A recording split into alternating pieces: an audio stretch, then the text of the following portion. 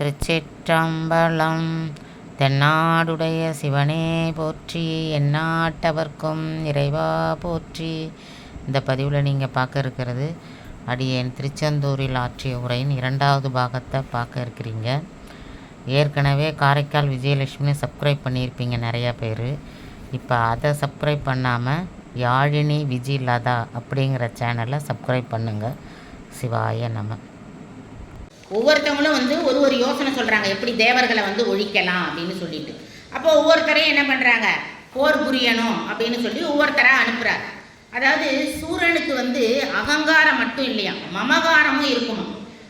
அகங்காரம் மமகாரம் அப்படின்னா என்னென்னா, அகங்காரம் அப்படின்னா நான் தான் எல்லாம் செய்கிறேன், எங்கள் வீட்டில் என் குடும்பத்தை நான் இல்லைன்னா என் குடும்பம் ஒன்றுமே கிடையாது, நான் சம்பாதிக்கிறதுனால தான் அந்த குடும்பமே நடக்குது, நான் போயிட்டேன்னா ஒருத்தவங்க நீங்கள் இருக்க முடியாது, அந்த மாதிரி நான் சொல்கிறாங்க பார்த்தீங்களா. இது அகங்காரம். அடுத்தது மமகாரம் அப்படின்னா என்னோட சொத்து, என்னோட காரு, என்னோட வீடு, என்னோட மனைவி, என்னோட குழந்தைகள், அதை பெருமையாக சொல்லிக்கிறோம் பார்த்தீங்களா. நமக்கு இதெல்லாம் சொந்தம்னு நம்ம நினச்சிக்கிட்டு இருக்கோம். நம்ம கணவராக இருக்கட்டும், நம்ம குழந்தையாக இருக்கட்டும், நம்ம காராக இருக்கட்டும், எதுவாக இருந்தாலும் நாம் போகும்போது வருமானா வராது. ஒரு ரூபா நாணயம் தான் வைக்கிறாங்க நெத்தியில், அதையும் என்ன பண்ணுறான் அங்கே எடுத்துட்டு தான் நம்மளை உள்ளே வைக்கிறாங்க. அப்போ எதுவுமே வராது. அப்போ என்னதான் வரும், நம்ம செஞ்ச புண்ணியங்கள் தான் நாம் கூட வரும். அப்போ இவங்க என்ன பண்ணுறாங்க, எப்படியாவது ஒழிக்கணும் அப்படின்னு சொன்ன உடனே ஒவ்வொரு தடவையும் எல்லாரையும் அனுப்பிச்சு பார்க்குறான். போர் நடந்துக்கிட்டு இருக்கு. போர் நடக்கும்போது பார்த்திங்கன்னா ஃபஸ்ட்டு தாராசுரன் தான் போகிறான், அவனை அழிச்சிடுறாங்க. அடுத்தது சிங்கமாசுரன் போகிறான், அவனையும் அழிச்சிடுறாங்க. ஒரு காலகட்டத்தில் என்ன பண்ணுறாலும் அந்த மாயை அத்துணை அசுரர்களையும் முருகப்பெருமான் படை, இந்த அவுணப்படைகள் எல்லாரையும் அழிச்சிருக்கு. ஆனால் இவ என்ன பண்ணுறாலும் மாயையாக இருக்கிறதுனால எத்தனை தடை அழிஞ்சாலும் அத்தனை தடையும் அவர்களை என்ன பண்ணுறா, உயிர்ப்பிக்கிறா. இருந்தாலும் போர் தொடர்ந்து நடந்து கொண்டே இருக்கிறது. அப்படி நடந்துக்கிட்டே இருக்கும்போது மறுபடியும் இவங்க என்ன பண்ணுறாங்களா, எல்லா வீரர்களையும், அதாவது வீரபாகுவை கூட்டிகிட்டு போகிற அந்த அவ்வளோ வீரர்களையும் என்ன பண்ணுறாங்கன்னா அந்த தேரில் வச்சு மேலே அப்படியே தூக்கிட்டு போயிடறாங்க. இந்திரஜால தேரில் போன அத்தனை படைகளை, முருகப்படைகள் அத்தனையும் அந்த இந்திரஜால தேர் அவ்வளோ பெரிய தேரம், எல்லா வீரர்களையும் அது என்ன பண்ணுதான், மேலே கொண்டு போயிடும். ஆனால் முருகப்பெருமான் என்ன பண்ணுறாராம், ஒரே ஒரு அம்பு அந்த மேலே பார்த்து விடுறாராம். அப்படி விட்ட உடனே அத்தனை பேரையும் அது கீழே கொண்டு வருது. கொண்டு வந்தது மட்டும் இல்லாமல் அத்தனை பேர் உயிரையும் காப்பாற்றி அவனோட அந்த இந்திரஜால தேரை என்ன பண்ணுறாராம், இவர் எடுத்து இவர் வச்சுக்கிறாராம் முருகர். இப்போ ஏற்கனவே ஒவ்வொன்றா கொடுக்குறாங்க. ஆனால் என்ன பண்ணுறாரு முருகப்பெருமான் ஒவ்வொன்றையும் அது மாதிரி வாங்கிக்கிட்டே இருக்கார். சொல்கிறாங்க, மரணமில்லா பெருவாழ்வில் வாழ்ந்திடலாம் அப்படின்னு வள்ளலார் சொல்கிறார். அதே மாதிரி மரண பிராப்தம் நமக்கில்லையாம் என்றும் வாய்த்த துணை கிரண காவியம் வேடும் உண்டே அப்படின்னு கந்தர் அலங்காரத்தில் ஒரு பாடல் இருக்குது. இப்பிறவி தப்பினால் எப்பிறவி வாய்க்குமோ அப்படின்னு. அதாவது சிங்கமாசூரன் என்ன பண்ணுறான்னா சில சமயத்தில் அறிவுரை சொல்லுவானாம். ஏன்னா வந்திருக்கிறவன் எம்பெருமானோட குழந்தை, அதனால நம்மளை எல்லாரையும் கண்டிப்பாக என்ன பண்ணிடுவான், அழிச்சிருவான். அதனால அவனை வணங்குறது முறை அப்படின்னு ஒரு சமயம் என்ன பண்ணுறானா, அவன் அறிவுரை சொல்கிறானா. சொன்ன உடனே அவன் அதுக்கு, அதாவது நல்லவங்களுக்கு புத்தி சொன்னால் என்ன பண்ணோம், கேட்பாங்க. கெட்டவங்களுக்கு புத்தி சொன்னால் கேட்க மாட்டாங்க. ஒரு கதை சொல்லுவாங்க, குரங்குக்கு போய் புத்தி சொன்னிச்சான். ஒரு குருவி என்ன பண்ணிச்சான், கூடு கட்டி இருந்துச்சான். கூடு கட்டினோடனே குரங்கு என்ன பண்ணிச்சான், மழையில் நனைஞ்சுதான். இந்த குருவி மழை காலத்தில் கூடு கட்டிட்டு இந்த கூட்டுக்குள்ளே பத்திரமா இருந்துச்சான். அப்போ இந்த குரங்குக்கு போய் இந்த குருவி என்ன சொன்னிச்சான், புத்தி சொன்னிச்சான், என்ன மாதிரி நீனும் ஒரு கூடு முதல்ல கட்டியிருந்தீன்னா இப்போ மழை காலத்தில் நீ என்ன செஞ்சுருக்கலாம், பத்திரமா அந்த கூட்டுக்குள்ளே இருந்திருக்கலாம்ல, நாங்கள்லாம் எப்படி இருக்கோம் பார்த்தியா, நீயும் அந்த மாதிரி ஒரு கூடு கட்ட வேண்டியதானே அப்படின்னு சொல்லி இந்த குரங்குகிட்ட போய் இந்த குருவி புத்தி சொல்லிச்சான். அப்படியா சொல்கிற அப்படின்னு சொல்லிட்டு இந்த குருவி கட்டின கூட்டை என்ன பண்ணிச்சான், குரங்கு பிச்சு எரிஞ்சுதான். அதாவது யாருக்கு புத்தி சொல்லணுமோ அவங்களுக்கு தான் நம்ம என்ன பண்ணணும், புத்தி சொல்லணும். இப்போ ஒருத்தவங்க நம்ம சொல்கிறத கேட்குறாங்க அப்படின்னா சரி, அவங்க கேட்குறாங்கங்கிறதுனால நம்ம புத்தி சொன்னோன்னு வச்சுக்கோங்க, எல்லாத்தையும் அவங்க கேட்பாங்கன்னா நம்ம நினைக்க முடியாது. யாருக்கு அது போய் சேரணுமோ அவங்களுக்கு தான் அது போய் சேரும். அப்போ கெட்டவங்களுக்கு நம்ம என்ன எடுத்து சொன்னாலும் அவங்க ஊழ்வினை பயன் அப்படின்னு ஒன்று இருக்கும் பார்த்தீங்களா. என்னதான் அவங்களா முயற்சி பண்ணாலும் என்ன ஆகாது, அந்த நல்ல வினைகளை அவங்களால எடுத்துக்க முடியாது. அதனால அவ்வளோதான் என்ன ஆகும், விழலுக்கு கிடைத்த நீராக தான் போய்விடும். அதுபோல தான் இவனுக்கு என்ன சொன்னாலும் என்ன ஆக மாட்டேங்குது, மண்டையில் அது ஏற மாட்டேங்குது. அப்போ அவன் என்ன பண்ணுறான்னா சொல்கிறான் பாருங்க, நேற்று பிறந்த பாலகனையா, எனக்கு தெரியாத அவன் எப்படி பிறந்தான்னு. காற்றிலே தள்ளுண்டு நெருப்பினில் சூடுண்டு கங்கை ஆற்றில் தாக்குண்டு சரவணம்புக்கு அலையுண்டு வேற்று வேர் முளையுண்டு அழுதே விளையாடும் நேற்று பாலகனையோ பரம்பொருள் என நினைத்தாய் அப்படிங்கிறான். அவன் அறிவுரை சொந்தவனை இவன் என்ன கேட்குறான் பாருங்க. இவன் நேற்று பிறந்தவன் 2 வயசு பாலகன், அவனை பரம்பொருள்னு சொல்லி என்ன வணங்க சொல்றியா? இவன் எப்படி பிறந்தான் தெரியுமா? எப்படி பிறந்தான் பாருங்க. காற்றிலே தள்ளுண்டு, ஏன்னா காற்று வழியாக தான் என்ன பண்ணுறாரு, காற்றில் தான் அவர் எடுத்துகிட்டு போய் சொல்கிறார், வாய்ப்பகவனை தான் எடுத்துகிட்டு போய் சொல்கிறாரு. நெருப்பினில் சூடு உண்டு, அப்போ அந்த ஒளியில தான் வரார், நெற்றிக்கண் நெருப்புலேருந்து வரார். அந்த சூடுலேருந்து கங்கையாற்றில் தாக்குண்டு, கங்கையாற்றில் மிதந்து சரவணம் புக்கு எங்க புகுந்தாரு, சரவணத்தில். அப்படிப்பட்ட ஒரு பாலகன் எனக்கு அறிவுரை சொல்றது நிப்பாட்டு. அப்படிப்பட்ட நேற்றைய பாலகனையா நான் பரம்பொருள்னு நினைப்பேன். அதை பரம்பொருள்னு சொல்றதே நீ என்ன பண்ணு, முதல்ல நிப்பாட்டு அப்படின்னு இவன் என்ன பண்றானா, அவனுக்கு இவன் அறிவுரை சொல்றானா.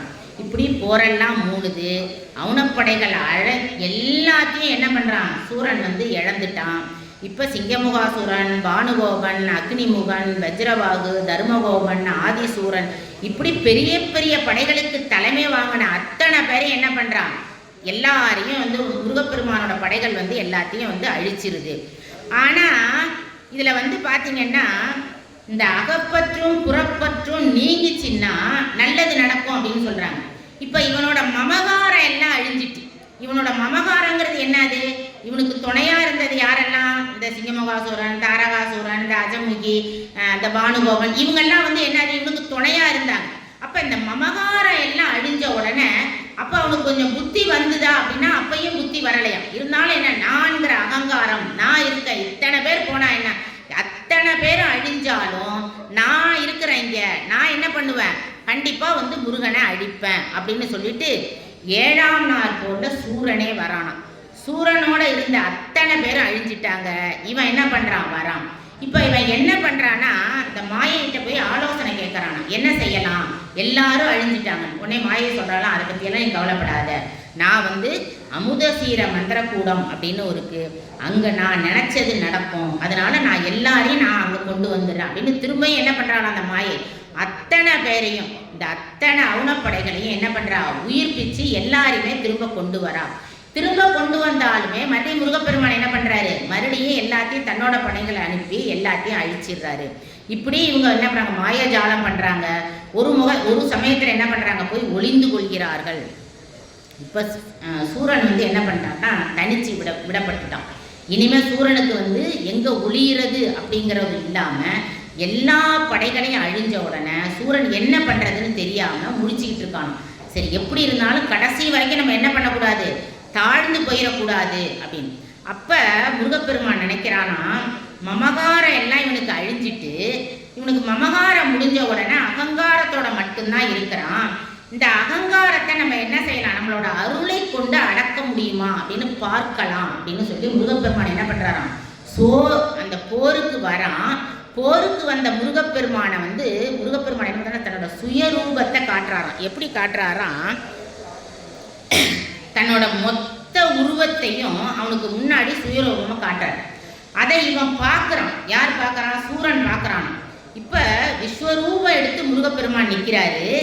இவன் எங்கே நிற்கிறான் அப்படின்னாக்கா, முருகப்பெருமானோட அந்த காலடி இருக்குது பார்த்தீங்களா, அந்த பாதத்துக்கும் கீழே ஒரு முடி, அதாவது பாதத்தில் அந்த பாதத்துக்கு மேலே முடி இருக்கும் பார்த்தீங்களா, அந்த முடியில் ஒரு நுனியில் இவன் நிற்கிறான். அப்போதான் இவனுக்கு அந்த விஸ்வரூபத்தை பார்த்த உடனே ஒரு நிமிடம் அந்த கருணை அவனுக்கு மனசுக்குள்ளே வருது. அடடா, முருகப்பெருமான் இவ்வளோ பெரிய ஆளா, இவ்வளோ பெரிய ஆளையா நம்ம எதிர்த்தோம் அப்படின்னு இவன் நினைக்கிறான், மனசுக்குள்ளே நினைக்கிறான்.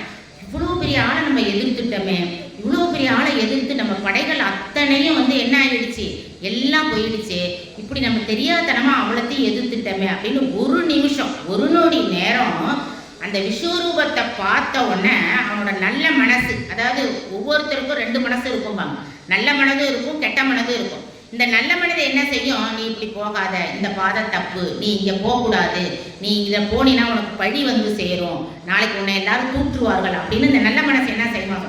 ஆமாம், இந்த கெட்ட மனசு சொல்லும், ஏமா இதை மாதிரி 100 பேர் போயிருக்காங்க, அவங்களுக்குலாம் பழியாக வந்து செஞ்சிச்சு, அவன் கோடி கோடியாக கொள்ளடிச்சிட்டு இருக்கிறான், ஜாலியாக தான் இருக்கிறான், அவன்லாம் சந்தோஷமாக தான் இருக்கிறான், அதெல்லாம் ஒன்றும் கிடையாது, தாராளமாக நீ துணிஞ்சு செய், அதெல்லாம் நடக்கிறது நடக்கட்டும், வந்தால் பார்த்து போகணும் அப்படின்னு இந்த கெட்ட மனசு என்ன பண்ணணும், நல்ல மனசையும் சேர்த்து போட்டு அமைக்க எடுத்துரும். அதே போல தான் இங்கே இவனுக்கு ஒரு நிமிஷம் என்ன தோணுதான், ஐயோ முருகப்பெருமான் வந்து பரம்பொருளாக தான் இருக்கிறார், நாம் தெரியாம தான் என்ன பண்ணிட்டோம், அவரை எதிர்த்துட்டோம் அப்படின்னு சொல்கிறார் பாருங்க. சூழுதல் வேண்டும் தாள்கள் தொழுதிடல் வேண்டும் நங்கை தாழுதல் வேண்டும் சென்னி துதித்திடல் வேண்டும் தாளு ஆழுதல் வேண்டும் தீமை அகன்று நான் இவற்றுக்கு ஆளாகி வாழுதல் வேண்டும் நெஞ்சம் தடுத்தது மானம் ஒன்றே. என்ன நினைக்கிறான் பாருங்க, சூழுதல் வேண்டும் தாள்கள், நான் என்ன செய்யணும், முருகப்பெருமானோட சுயரூபம் பார்த்த உடனே இவ்வளோ பெரிய பரம்பொருளையா நான் எதிர்த்திருக்கேன், அவன் காலில் போய் நான் விழணும், தொழுதிடல் வேண்டும் அங்கே என்னோட கை வந்து என்ன பண்ணணும், முருகப்பெருமானை கூப்பி வணங்கணும் அப்படின்னு. தாழுதல் வேண்டும் சென்னி, அதாவது என்னோட தலை என்ன செய்யணும், அவனை குனிஞ்சி வணங்கணும். துதித்திடல் வேண்டும் தாள், அதாவது என்னோட வாய் வந்து அவனை பாடணும், அவனை வணங்கணும், அவனோட புகழ பாடணும் அப்படின்னு. ஆழுதல் வேண்டும் தீமை, இதுவரைக்கும் நடந்த எல்லா தீமைகளும் எல்லாமே களையணும், எல்லாமே போகணும் அப்படின்னு நினைக்கிறேன். இவற்றுக்கு ஆளாகி நான் என்ன பண்ண, வாழுதல் வேண்டும் நெஞ்சம், இது எல்லாம் நடந்து என்னோட நெஞ்சம் என்ன செய்யணும், நல்ல நெஞ்சமா மாறணும், முருகப்பெருமானுக்கே நான் அடிமையாகணும் அப்படின்னு நினைக்கிறேன். ஆனால் தடுத்தது மானம் ஒன்றே, அதாவது இதுவரைக்கும் நான் என்ன பண்ணியிருக்கேன், அவனை எதிர்த்துட்டு இருந்திருக்கேன், அவன் சின்ன பிள்ளைன்னு வேற சொல்லிட்டேன், இப்போ திரும்ப நான் இதெல்லாம் விட்டுட்டு நான் அவனை போய் வணங்க ஆரம்பித்தோம்னா இந்த உலகம் என்ன சொல்லும், இந்த ஊர் என்ன சொல்லும், இதுவரைக்கும் இவன் இவ்வளோ இதாக கெத்தாக இருந்தவன் திடீர்னு விஸ்வரூபம் காட்டினோன்னு காலில் விழுந்துட்டானே அப்படின்னு நாளைக்கு உலகம் சொல்லுமே. அப்படி இருக்கக்கூடாது, நம்ம எப்போதும் என்ன பண்ணணும், இறைவனை எதிர்த்ததாக தான் இருக்கணும். நமக்கு பின்னாடி ஒரு வரலாறு வந்தாலும் முருகப்பெருமானை எதிர்த்தவன் அப்படிங்கிற வரலாறு நமக்கு இருக்கட்டும், அவனை வணங்கணும் அப்படின்னு இருக்கக்கூடாதுன்னு இவனே சொல்கிறான். அதாவது எம்பெருமான் எவ்வளோது அருள் கொடுத்தாலும் மணிவாசகர் சொல்கிறார், வழங்குகின்றாய் உன்னாரருள்ள முதத்தை வாரிக்கொண்டு விழுங்குகின்றேன் விக்கினேன் வினையேன் என் விகுதின்மையால் தழுங்கு அரும் தேனன்ன தண்ணீர் பருக தந்து உய்ய கொள்வாய் அழுங்குகின்றேன் உடையாய் அடியேன் உன்னடைக்கலமே. மணிவாசக பெருமாள் எம்பெருமானோட அருளை மிக மிக மிக அனுபவித்தவர், அவரோட முழு அருள் அவருக்கு கிடைச்ச. அவரே சொல்றார், உன்னோட அருளார் அமுதத்தை, உன்னோட அருளை நீ என்ன பண்ற, எனக்கு வணங்குகின்றாய், நான் என்ன செய்கிறேன், என்னோட வினையின்மையால் நீ எவ்வளவுதான் அருள் செஞ்சாலும், நீ என்னதான் நல்ல செஞ்சாலும் நான் செய்த வினை என்ன பண்ணுது, என்னை அமுக்குகின்றது. அப்ப நான் நீ அருள் தந்துட்டேன்னு சொல்லிட்டு அதை நான் வாரி வாரி வாரி என்ன பண்றேன், விழுங்குகின்றேன், வேக வேகமா நான் விழுங்குகின்றேன். எதை விழுங்குகின்றேன், உன்னோட அருளை விழுங்குகின்றேன். இப்ப நம்ம வேக வேகமா சாப்பிட்டோம்னா என்ன ஆகும், நமக்கு விக்குமா, அது போல உன்னுடைய அருள் அமுதத்தை நான் விழுங்கினாலும் அது விக்குதான். விக்குன பிறகு இறைவன் என்ன பண்றாரா, தரும் தரும் தன்ன தீர் அப்படின்னு, அதாவது குளிர்ச்சி பொருந்திய ஒரு தண்ணீரை கொடுக்குறாராம். ஏன்னா ஜில்லுன்னு, ஏன்னா அவன் விழுங்கி விழுங்கி விழுங்கி விக்கி போகக்கூடாதுன்னு சொல்லி எம்பெருமான் என்ன பண்றாரு, தண்ணீர் தந்து கொடுக்குறாராம், நீங்க குடி அப்படின்னு சொல்லி. அப்படி இருந்தாலும் என்னது வினையால நான் என்ன பண்ண முடியல, உன்னோட அமுதத்தை என்னால் வாரி வாரி விழுங்க முடியவில்லை அப்படின்னு சொல்றாரு. அது போலதான் இங்கேயும் என்ன பண்றாரு, எவ்வளவுதான் அருள் செய்தாலும், ஒரு நிமிட நேரம் தன்னோட சுய உருவத்தை காட்டி அருள் செஞ்சாலும் இங்க சூரனால என்ன பண்ண முடியல, அந்த அருளை அனுபவிக்க முடியவில்லை. என்ன பண்றான், அவளத்தையும் விட்டுட்டு தடுத்தது மானம் ஒன்றே, நான் மானத்தோட தான் இருப்பேன். ஏற்கனவே நான் எப்படி இருந்தேன், நான் எல்லாரையும் அடிமைப்படுத்தி வச்சிருந்த மாதிரி தான், எல்லாரும் எனக்கு கீழே தான் இருக்கணும், நான் யாருக்கும் நான் வந்து அடிமைன்னு இருக்கக்கூடாது, யாரையும் நான் வணங்கினேன்னு இருக்கக்கூடாதுன்னு அந்த ஒரு நிமிட நேரம் முடிஞ்ச உடனே அவனுக்கு என்ன ஆச்சுன்னா எல்லாமே பழைய மாதிரி மாறி போனது. தடுத்தது மானம் ஒன்றே அப்படின்னு சொல்லி என்ன பண்ணுறானா, அவன் வந்து அவ்வளோ நேரம் இருந்தால் கூட அந்த இதை வந்து விடமாட்டேங்கிறான் அப்படின்னு சொல்கிறான். இப்போ முருகவேல் என்ன பண்ணுறாரா, தன்னந்தனியாக நிற்கிறான். யார்? சூரபத்மன். அப்போ இந்திரச்சா தேர் எல்லாமே 1,00,000 வீரர்கள், 2000 பூதகணங்கள் எல்லாத்தையும் என்ன பண்ணுறாங்க, சுருட்டி வாரிட்டு போய் என்ன பண்ணுறாரு, மேலே கொண்டு விடுறாராம். அப்படி விட்ட பிறகும் எல்லாரையும் மீட்டு என்ன பண்ணுறாரு, தன்னிட்டே வச்சுக்கிறாராம் முருகப்பெருமான். அத்தனை பேரையும் மீட்டு கொண்டு வந்து அவன் பக்கம் அனுப்பாம எல்லாரையும் தான் பக்கமே வச்சுக்கிறார் அப்படின்னு சொல்றாங்க. பல வடிவங்கள் எடுக்கிறானா. ஏன்னா மாயையோட மகன் பார்த்தீங்களா, எல்லா வடிவங்களையும் என்ன பண்றான் முருகப்பெருமான் அழித்து ஒழிக்கிறான். எல்லாத்தையும் வீழ்த்திட்டாரு. தேவர்கள் எல்லாம் அலறாங்களாம். இவன் போடுற சண்டையை பார்த்து தேவர்கள்லாம் எப்படி அலறாங்களாம், தேவர்கள் தேவே ஓலம், சிறந்த சிற்பரணே ஓலம், மேவலர் கிடியே ஓலம், வேட்படை விமலா ஓலம் ஓலம், பாவலர் கெளியாய் ஓலம், பன்னிரு புயத்தாய் ஓலம், மூவரும் ஆகி நின்ற மூர்த்தியே ஓலம் ஓலம். அதாவது இவங்க 2 பேரும் போடுற சண்டையில தேவர்கள்லாம் பயந்து போய் என்ன பண்றாங்களாம், முருகப்பெருமானே ஓலம் ஓலம் அப்படின்னா காப்பாத்து காப்பாத்துன்னு அர்த்தம். அப்ப எங்களை காப்பாத்து காப்பாத்துன்னு சொல்லி என்ன பண்றாங்களாம், பயந்து போய் எல்லாம் அலறிட்டு இருக்காங்களாம். கடைசியாக என்ன பண்றாரு, எம்பெருமான் வந்து சக்தி கிட்ட ஆயுதம் வாங்கிட்டு வராரு. இப்போ இந்த சக்தின்னு சொல்கிறோம் பார்த்தீங்களா, தனி வடிவேல் அப்படின்னு சொல்கிறோம். இப்போ இது யார் கொடுத்தா அப்படின்னு பார்த்தீங்கன்னா, சக்தி வந்து வேல் கொடுத்தா அப்படின்றோம். ஆனால் இந்த வேல் எப்படி வந்தது அப்படின்னு பார்த்தீங்கன்னா, இந்த தனி வடிவேல் வந்து சிவபெருமான் தான் என்ன பண்ணுறாராம், சக்தி கிட்ட வேலை கொடுக்குறார். சிவபெருமான் அப்படி சக்தி கிட்ட கொடுக்கும்போது தான் அந்த சிவபெருமான் ஏற்கனவே அவர் சொல்கிறார், என்னோட சக்தி ஒன்றால் தான் அவன் அழிய முடியும். ஏன்னா எல்லா வரங்களையும் கொடுத்த பிறகு என்ன சொல்கிறாரு, உன்னை யாரும் உன்னை அழிக்க முடியாது, என்னோட சக்தி மட்டும்தான் உன்னை அழிக்கும்னு சொன்னார். அப்போ அந்த சக்தி வரணும் இல்லையா. அப்போ அவர் என்ன பண்ணுறாரு, தன்னோட சக்தியை வேலாக்கி என்ன பண்ணுறாரு, உமையம்மையிடம் தருகிறார். நீங்கள் எந்த இடத்துல பார்த்தாலும் சிவன் என்ன பண்ணுவார், சும்மா தான் இருப்பார். யாராக இருந்தாலும் திருஞான சம்பந்தருக்கு அருள் கொடுக்கும் போது கூட பார்த்தீங்கன்னாக்கா, கோடிக்காவில் வந்து என்ன பண்ணுறாரு, தாளம் போடுது அந்த குழந்தை, கை வந்து என்ன ஆகுது, செவந்து போகுது. அப்போ சுவாமி என்ன பண்ணுறாரு, அந்த தாளத்தை உமையம்மை கொடுக்குறான். ஆனால் ஓசையை யார் கொடுக்குறாரு, சுவாமி கொடுக்குறார். அப்போ ஓசை கொடுத்த நாயகி, ஓசை கொடுத்த நாதர் அப்படின்னு ஆகிறார். அப்போ அந்த ஓசையை வந்து என்னது அம்மா கொடுத்துட்டு அந்த குழந்தைய பொட்டாளத்தில் என்ன வராது, ஓசை வராது. அப்போ என்ன பண்ணுறாங்க, அந்த ஓசையை அவங்க கொடுக்குறாங்க. அதே மாதிரி அம்மையே அப்பா அப்படின்னு திருஞான சம்பந்தர் அழும்போது சுவாமியும் வராரு, அம்பாலும் வராங்க. ஆனால் அவர் என்ன பண்ணுறாரு, அம்பாலை கூப்பிட்டு தான் நீ ஞானப்பால் கொடு அப்படிங்கிற. அப்போ சிவபெருமான் என்ன பண்ணுவார், இதை செய் அப்படின்னு சொல்லி சிவம் சும்மாக இருக்கும். ஆனால் செயலெல்லாம் என்ன செய்யும், சக்தியால் தான் நடைபெறும். அதே போல தான் இங்கேயும் பார்த்தீங்கன்னாக்கா அவர் என்ன பண்ணுறாரு, தன்னோட சக்தியை வேலாக்கி உமையம்மைகிட்ட தரார். உமையம்மை என்ன பண்ணுறாங்க, அந்த வடிவேலை சுவாமிகிட்ட தரார். யார், முருகப்பெருமான்கிட்ட கொடுக்குறார். அந்த வேலை எடுத்துகிட்டு வரார்.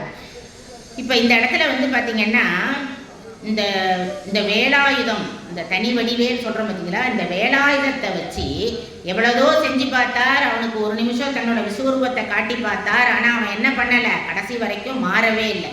அவனோட குணம் வந்து மாறவே இல்லை. எப்படி இருந்தாலும் முருகப்பெருமானை எதிர்க்கணும் அப்படிங்கிற ஒரே குறிக்கோளோட அவன் இருக்கிறான். அப்போ என்ன பண்ணுறாரு, இவர் தன்னோட வேளால் அவனை அழிக்க நினைக்கிறார். இப்போ இதுக்கு மேலே இவனை விட்டு வைக்கிறது சரி கிடையாது. ஏன்னா தேவர்களெல்லாம் ரொம்ப துன்பப்படுத்திட்டான். தேவர்களெல்லாம் இவங்க வந்து அவ்வளோ இவனால் அவதிப்பட்டார்கள். அவர்களுக்கு என்ன பண்ணணும், நம்ம ஒரு வாழ்வு தரணும் அப்படின்னு சொல்லி தேவர்கள் ஏற்கனவே வேண்டுறாங்க. வந்து எப்படியெல்லாம் வேண்டுறாங்க சொன்னோன்னே, அதாவது மன்மதனை அனுப்பி வேண்டுறாங்க. அது மாதிரி ஒவ்வொரு இடத்துலையும் அவனை வந்து பல கோடி காலங்கள், ஏன்னா தட்சனோட யாகத்துக்கு அவங்க செஞ்ச துன்பத்துக்கு அவங்க அனுபவிக்கணும் அப்படின்னு. எந்த வினையும் தானாக வராது, இவங்க செஞ்சதுக்காக தான் வரும். ஏன்னா தட்சனோட யாகத்துக்கு இவங்க என்ன பண்ணுறாங்க, எல்லாரும் கேட்காமே போகிறாங்க. சிவபெருமானை வந்து கூப்பிடவே இல்லை. அப்படி இருந்தும் இந்த மாதிரி சுவாமி உங்களை அழைக்கவே இல்லை, நாங்கள்லாம் போகிறது தகாது, அதனால் நாங்கள் போக மாட்டோம்னு இருந்திருக்கோம். இல்லை சுவாமிகிட்ட வந்து கேட்டிருக்கணும், இதை மாதிரி வந்து யாகம் வைக்கிறோம், தட்சன் எங்களெல்லாம் அழைப்பு விடுத்திருக்கான், நாங்கள் என்ன செய்ய, போகவா, ஏன்னா நாளைக்கு நாங்கள் போகலைன்னா எங்களை அவன் தண்டிப்பான் அப்படின்னு ஒரு வார்த்தையாவது கேட்டிருக்கலாம். அதுவும் இவங்க கேட்கல. அப்போ இவங்க செய்த பலனை அனுபவிக்கணும். அதுக்காக தான் என்ன முருகப்பெருமான் என்ன பண்ணுறாரு, இவ்வளோ காலம் தாழ்த்தி அந்த அவர்களுக்கு நன்மை செய்ய வருகிறார். அப்போ இவங்கெல்லாம் போன பிறகும் பார்த்தீங்கன்னா பார்த்தீங்கன்னா அந்த யாகத்துக்கு இவங்க போன பலனை, ஏன்னா சுவாமியை கேட்காம இவங்க போன பலனை அனுபவிக்கணும் அப்படிங்கிறதுக்காக தான். நீங்கள் கூட நினைக்கலாம், அது என்ன, அது ஒரு சொல்பேச்சு கேட்காம இருக்கிறது இவ்வளோ பெரிய தண்டனை தரணுமா, அவங்கெல்லாம் தெரியாமல் தானே போனாங்க அப்படின்னு. எந்த தவறும் தெரியாமல் செய்யறதில்ல, கண்டிப்பாக அது தவறுன்னு தெரியும். இருந்தாலும் இவங்க என்ன பண்ணுறாங்க, இவங்களுக்கு என்னன்னாக்கா சிவபெருமானே கூப்பிடல, நம்மளை கூப்பிட்டுருக்கான் தட்சன், அவங்களுக்குன்னு இவங்களுக்கு பெருமை. அதாவது அவரை கூப்பிடாம நம்மளை கூப்பிட்டுருக்கான்னா அப்போ எவ்வளோ நம்ம வந்து சிவபெருமானோட பெரிய ஆளுன்னு அர்த்தம். அவரை கூப்பிடாம நம்மளை கூப்பிட்டுருக்கிறதுனால நம்ம தான் பெரிய ஆட்கள் அப்படின்னு சொல்லி இவங்க என்ன பண்ணுறாங்க, நம்ம பெரிய ஆட்கள் இவங்க மனசுக்குள்ள ஒரு ஆணவம் இவங்களுக்கு வருது. அப்போ அந்த ஆணவத்தையும் அழிக்கணும். அதனால தான் அவர் என்ன பண்ணுறாரு, முருகப்பெருமான் காலம் தாழ்த்துகிறார் அப்படின்னு. ஒவ்வொரு இடத்துலையும் பார்த்தீங்கன்னா ஒரு செயல் செய்யணும்னாக்கா என்ன பண்ணுறாரு, ஒரு அந்த செயலை அனுபவிக்கிறதுக்கான காலத்தை கொடுக்குறார். ஏன்னா அவங்க திருந்துவாங்க அப்படிங்கிறதுனால. இப்போ நாமுமே ஒரு தவறு செய்கிறோம் அப்படின்னாக்கா நமக்கு தகுந்த காலத்தை கொடுத்து கொண்டே இருப்பார். எவ்வளோ நாள் வந்து நம்ம ஒரு தவறு செஞ்சு தொடர்ந்து தவறு செஞ்சுட்டு இருக்கோம்னாலும் சரி, இப்போ திருந்துவான், இப்போ திருந்துவான், இப்போ திருந்துவான். ஆனால் கடைசியில் என்ன பண்ணுறாரு, திருந்த மாட்டான் அப்படிங்கிற ஒரு நிலை வரும்போது கடைசியில் அவர் என்ன பண்ணுறாரு, அவரோட செயல், இந்த வினையை அனுபவிப்பதற்கான ஒரு செயலை அவர் செய்து விடுகிறார்.